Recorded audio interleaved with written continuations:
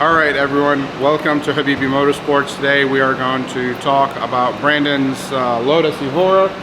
It is the Evora GT, and currently we are testing out the VF Tuner tuning suite. This is the tuning cable. We're going to go throughout the whole process of how to read the car's data, how to register your cable, and how to flash the tune on the car. And then after you flash the tune on the car, if you wanted to do custom tuning, you should be able to do custom tuning yourself. And we're gonna test everything here on the dyno. We're gonna test the stock tune, we're gonna test the off-the-shelf map, and then we're gonna see if I can improve on that with my custom tuning to see how much more room is left on this car. Now Brandon's Lotus, I believe it has an intake, and it has an aftermarket exhaust that utilizes the factory valving. So you can still enable and disable it from the dash, the button on the dash. All right, stay with us.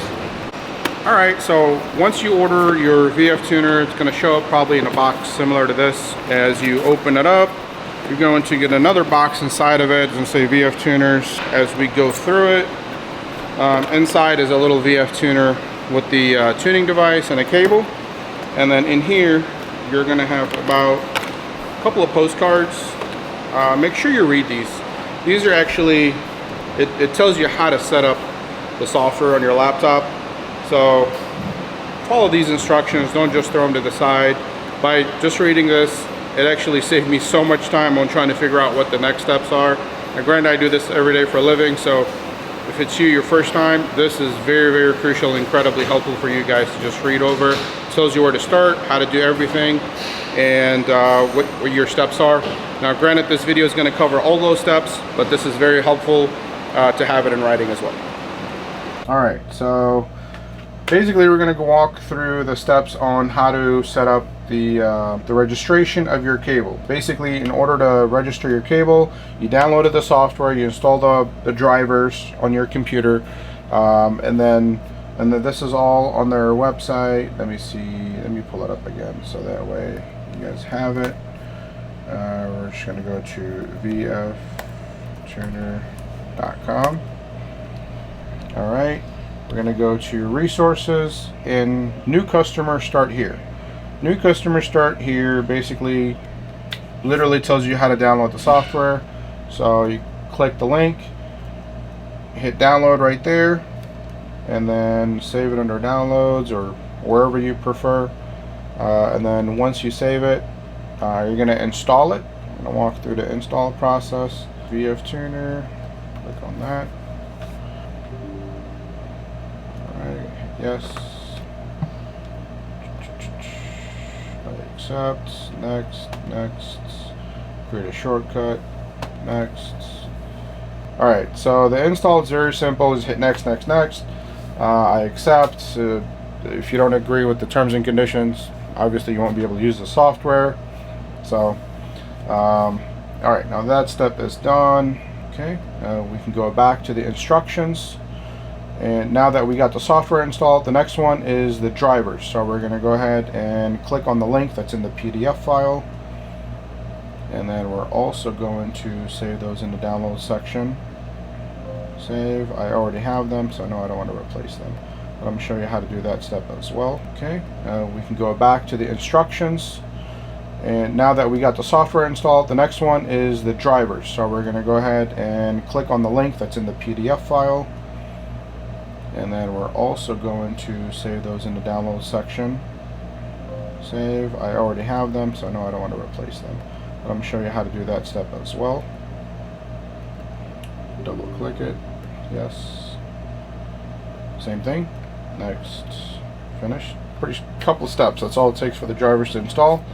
Alright, now once the drivers are installed, what you're going to do is register your cable, and in order to do that, I'm going to plug in a cable that isn't registered, so that way you see what those steps entail. Basically, you're going to click on the VF Tuner software, and then it's going to say fail to load license. That's exactly what you would expect from an unregistered cable. It's very easy and straightforward to register it. You're going to open up your email address, and you're going to create a new email. So it's going to be made to support@ovtune.zendesk.com. So we're gonna go ahead and type that in. All right, support@ovtune.zendesk.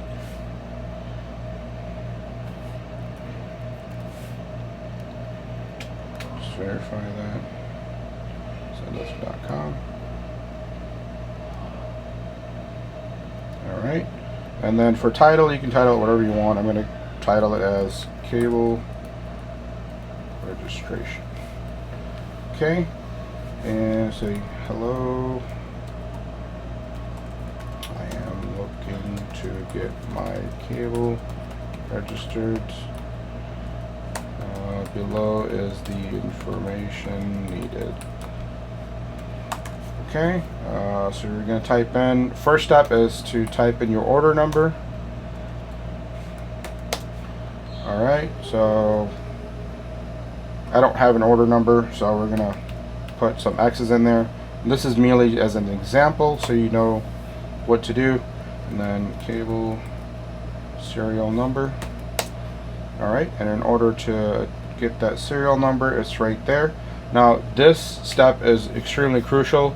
Everything is cap sensitive, so please make sure you copy and paste the serial number. Select everything in that box, and copy, and then you're going to go back to your email and then paste it in there. You can right click,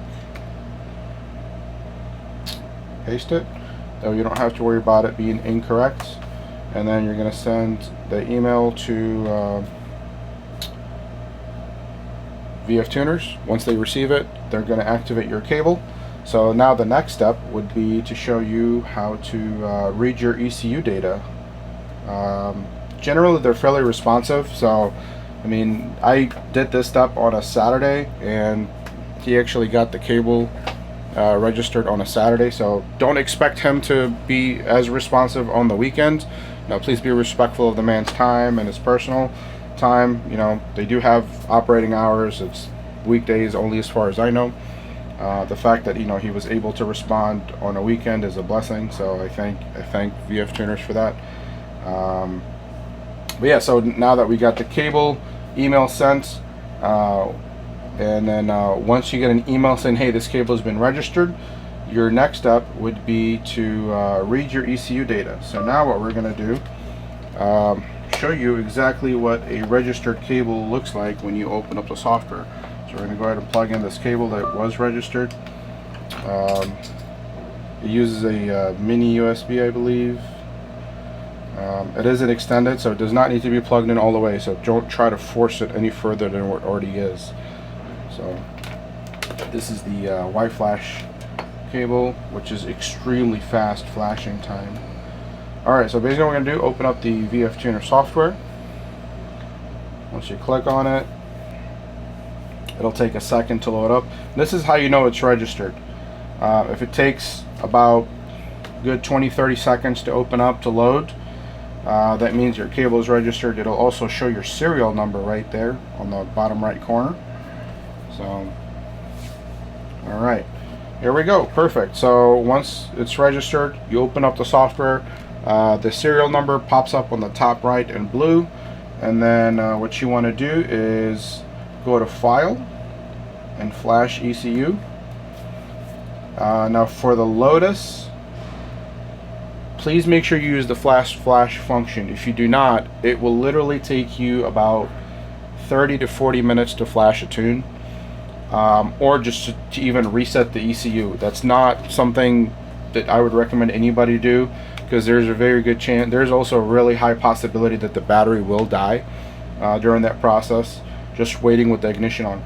Now the fast flash, it's right here on the screen. So basically what you want to hit this little drop down, scroll all the way down to the bottom, and the Lotus T6E Evora fast flash can.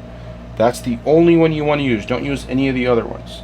Alright, so once you select that, what you want to do is hit prepare ECU. So right now we're not plugged into the car. We're going to go plug into the car, turn the ignition on, and then we're going to hit prepare ECU, and it's going to give you all the ECU data you need.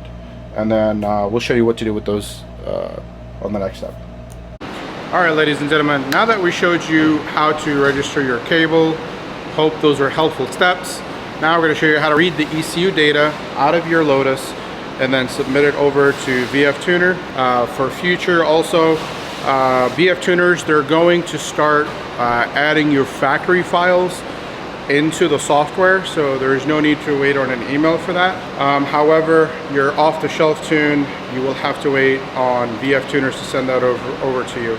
So in the meantime, I'm going to show you how to get this cable plugged into the vehicle under the dash, and then I'm going to show you how to use the software, how to retrieve the data, submit that email to VF Tuners, and then how to get your tune and how to upload your tune to the vehicle as well. All right, follow me along.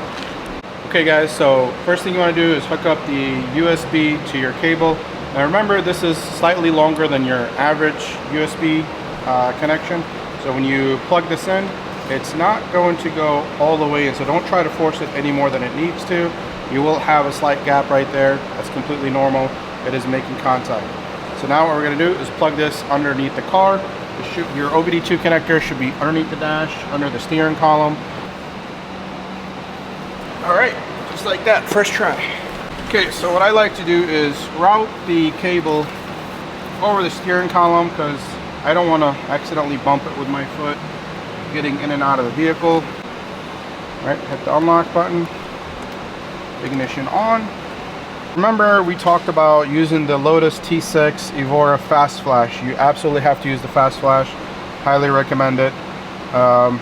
Basically what you want to do is ignition on, connect it to the vehicle, cable plugged in, OBD2 connection plugged in the white flash, hit prepare ECU, and what it's going to do, it's going to retrieve the ECU calibration ID and all the data that you need from the ECU for VF Tuners to send you over your calibration file. So this is basically what they need right here. This states the car's VIN, the primary calibration ID, what type it is, you know, it's the ECU control module, etc., etc. This is everything that VF Tuners is going to need. So what I'm going to do is basically just copy all of this, highlight all of it. You can right click or you can hit Control C to copy it. Then we're going to go over to our email. So the email that VF Tuners responds to you with that says, hey, your cable has been registered, what you want to do is just reply to that email. So let me pull that real quick. Let me show you what that looks like here. All right, yeah, so here's the email. It says, hey, I'm trying to register a customer's vehicle. Here's the serial number for the tuning device. Each device is going to have its own serial numbers, only useful to that customer. Then he responded to me, hey, I need your ECU data. Then I, sent an email back with the calibration ID. So everything that we just saw on the VF Tuner software, I copied it, I pasted it, and then I replied to that email. This is what it looks like, so I can also show you what that looks like as well. Basically, we're going to go ahead and paste that in here, Control V.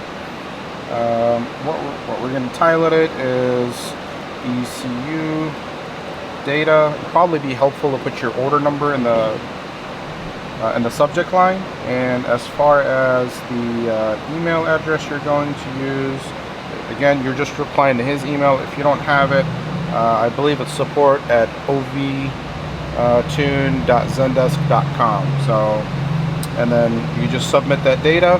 Once you submit that data, then VF Tuner will send you back an email saying, okay, so right here, he responded. Remember, fast flash only, key on, and then follow the ignition cycles. So this is the stock calibration file, and this is his calibration file. It's for 93 octane, raises the rev limiter to 7,400 RPM. And now we're going to show you exactly how to flash that tune. So now we got all the data we need. Basically what we're going to do, we're going to go to calibration file. So then you're going to go in and select it. So in the meantime, I am going to select the stock calibration file. And what we're going to do, we already hit prepare ECU. So we're going to hit flash ECU. And it's going to prompt us to do an ignition cycle. So once it asks you to turn off the ignition for 10 seconds, actually go ahead and turn off the ignition for 15 seconds and then cycle it on. So let's see here, see right there, please cycle ignition off for 10 seconds. We're going to count to 15.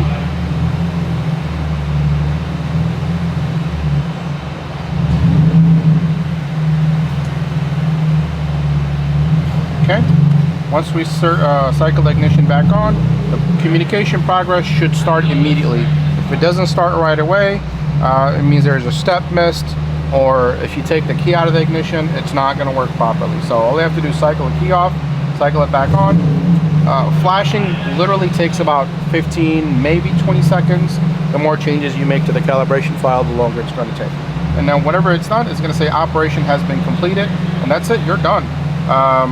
There is one step that you do have to do after you flash the vehicle. So basically what you have to do is turn the ignition off, lock the car, wait a few seconds, unlock it, and then you're ready to start. All right, clutch in. There you go, and just like that, the car starts. We have completed the flashing procedure, and then you're ready to enjoy your VF tune. If you want to open up your calibration file, basically what you want to do is just go to File, Open, and then you want to select the calibration file that you want. So this is the latest one that Matt has sent me from VF Tuners. It's going to give you this warning. It's saying it's for off-road use, motorsports use, etc., etc. This is a standard warning with most tuning softwares. It's going to hit OK. Once you do that, you're going to get your AFR target tables. You're more than welcome to adjust it if you feel like it's necessary and you're doing your own custom tunes. Let's see here. I think his OTS maps are probably going to be locked, so you may have to, if you want to create your own tune, you might have to start from scratch. Here, you got your base ignition timing table, you got high octane ignition timing table. It's a really neat software. It actually works really fluid, very, very seamless. I'm really happy with it. I've used this software before. We did a 700 horsepower Lexus, and it did wonders. So I'm really curious to see how much more I can squeeze out of this car. So now that we flashed the stock tune back in the car, just for demonstration purposes, I'm gonna go ahead and flash the stage map in here. So basically what we're gonna do, we're gonna go to File again, we're gonna go to Flash ECU, and again we're gonna go scroll all the way down to the bottom, Lotus, the T6E Evora Fast Flash. I'm gonna go ahead and select the calibration that I want to put in the car, and then we're going to prepare the ECU. Once it's done gathering the information from the ECU and it prepares it for flashing, once you get to that step, then we can go ahead and hit flash, and then it's going to ask for ignition cycle, and I think we're ready to go. Once the ignition cycle is complete, literally 15 to 20 seconds to flash. So, okay, I'm going to count 1, 2, 3, 4, 5. Don't put that in the video. Come on, man, it's real time. Yeah, I guess so. They know we're not lying. If people want to get bored watching me count to 15, I mean, go for it. All right, here we go. Ignition on. Boom. See, as soon as ignition's on, progress bar starts right away, and it's, again, incredibly fast flashing. Usually 15 to 20 seconds is what I've counted. So, operation complete. I think we're ready to go with the stage map. So now we can close this out. Also, the data logger, if you want to do your own data logging, you have to, in the meantime, you have to use the basic OBD2 logging. I kind of have a favorite list here set up. Once you click on one of them, it will automatically populate all of the ones that you starred over to here and your gauges. If you're wondering how to star these, I'll show you here. So I'm going to connect and disconnect. So for example, if we want to add a channel, vehicle speed, for example, to the left of it, just click to the left of it, and boom, it put a star next to it. Now the next time I data log this car, that channel will be added over here, and then we're good to go. Alright folks, so we're going to demonstrate the biggest thing that people complain about with these cars is the rev limiter being at like 67 or 6800 from the factory, and it kind of locks you out of the next gear. So the VF tuner does a really good job at raising that. Their OTS map raises it to 7400. Whenever I do a custom tune on these, I do set it around 7250. I think you don't need to rev to 7,400 in my opinion, but you'll be just fine revving to 7,400. Otherwise, you know, VF tuners would have set it there if they felt it was unsafe. They also have their own Lotus, so they do quite a bit of testing on their vehicle as well. This customer, the biggest thing he wanted was the rev limiter raised, so he can hit the rev limiter and be able to get it to the next gear without being locked out. So right now, we're going to do a little demonstration on the difference in the rev limiter. This is the stock file. It should cut out around 6,800, I believe. And I'm going to data log it, compare data, and then we're going to do another run with the rev limiter at 7,250, and then we're going to go over the graph and show you the difference.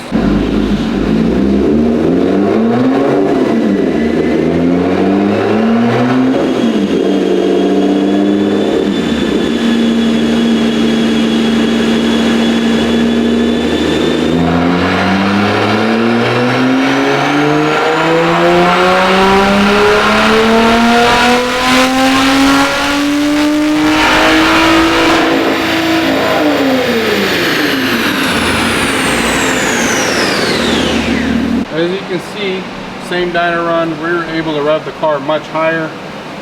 This is about where it cut out, right around 7,200, which is 7,250 exactly where we set it.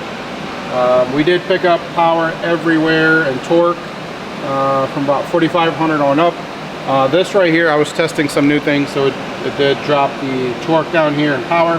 I am gonna put that back. It'll actually, on the next test, it'll probably gonna be higher all the way across the board. So I was playing with some things on the VVT, ignition timing, and some other things. And torque management I think is what this looks like, throttle closure. So I'm going to review it in the data log to verify it, and then I'll be able to bump that back up. But overall improvement with my custom tune, we went from 337 at the wheels to 354. The OTS map, I believe, got 346. So that's the OTS map you're going to get. Torque, not a whole lot of difference between torque at peak. The one thing to keep in mind is horsepower is a calculation off of torque. So if you raise torque in the higher RPM, your horsepower is naturally going to be more. Peak to peak is really just measuring at the highest point, which is not as relevant. But what I am going to do is try to bring the torque down here higher than the OEM is, and hopefully that'll make a great driving experience for Brandon and his Lotus. This makes getting out of the corner much easier when you're at the racetrack. It will improve throttle response and other drivability as well.